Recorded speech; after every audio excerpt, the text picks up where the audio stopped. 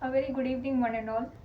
నైతికతే నిజమైన స్వేచ్ఛ అనే ఉద్యమం దేశవ్యాప్తంగా జమాతే ఇస్లామీ హింద్ ఉమెన్స్ వింగ్ నిర్వహిస్తుంది.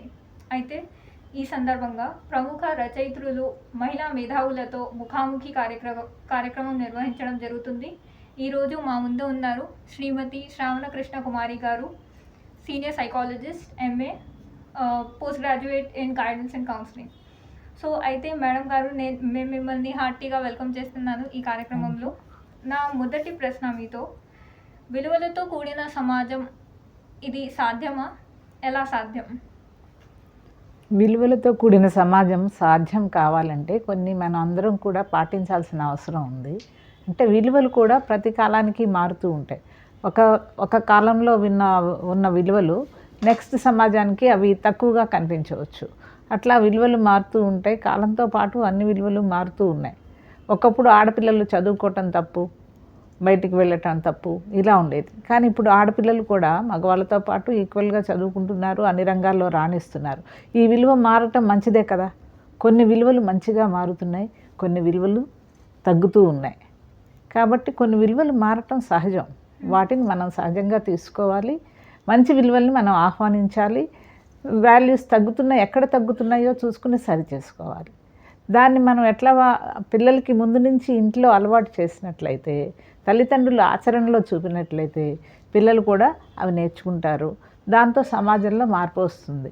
అదేవిధంగా తల్లిదండ్రుల తర్వాత పాఠశాల, స్కూల్స్లో కూడా అలాంటివి ఏర్పాటు చేసినప్పుడు పిల్లల్లో మంచి నైతికత ఏర్పడుతుందని నా ఉద్దేశం. కరెక్ట్గా చెప్పారు మేడం. నా రెండవ ప్రశ్న, స్వేచ్ఛ మరియు నైతికత ఈ ఇద్దరిని ఎలా చూడాలి?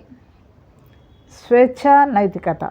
స్వేచ్ఛ నాకు ఎక్కడి వరకు ఉంటుందంటే, ఇంగ్లీష్లో ఒక ప్రోవెర్బ్ ఉంది, నేను నా చేతిలో ఉన్న కర్రను తిప్పటానికి నాకు స్వేచ్ఛ ఉంటుంది, కానీ అది ఎదుటి వాళ్ళ ముఖానికి తగలకూడదు.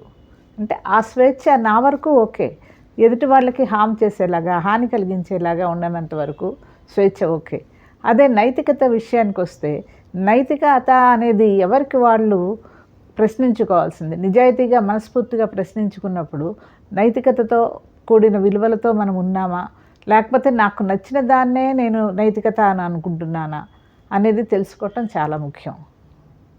నిజం చెప్పారు మేడం. నా ఆఖరి ప్రశ్న, నైతికత లేని స్వేచ్ఛ ఎటువంటి పరిమాణాలకి దారితీస్తుంది? నైతికత లేని స్వేచ్ఛ అంటే ప్రతిదానికి కొన్ని బౌండరీస్ అనేది తప్పనిసరి. ఉదాహరణకి మనం ఒక సముద్రం తీసుకుందాం. సముద్రానికి కూడా కొన్ని బౌండరీస్ ఉంటాయి.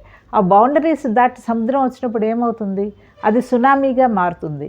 కొన్ని లక్షల జీవితాలు, కొంత ల్యాండ్, అన్ని ఆస్తి ధ్వంసం అన్నీ జరుగుతున్నాయి. అట్లాగే ఇక్కడ కూడా ఎక్కడైతే మనం చెల్లెలు కట్ట అంటే ఆ బౌండరీస్ దాటుతున్నామో అప్పుడు ఇటువంటి ఉపద్రవాలే ఇక్కడ కూడా జరిగే అవకాశం ఉంటుంది. అందుకని స్వేచ్ఛ, నైతికతకి మనం సరైన అర్థం చెప్పగలిగేలాగా ఉండాలి ఎప్పుడు కూడా. చాలా బాగా చెప్పారు మేడం. మా ఆహ్వానానికి మన్నించి వచ్చినందుకు చాలా చాలా ధన్యవాదాలు. Thank you so much madam. Thank you అమ్మా.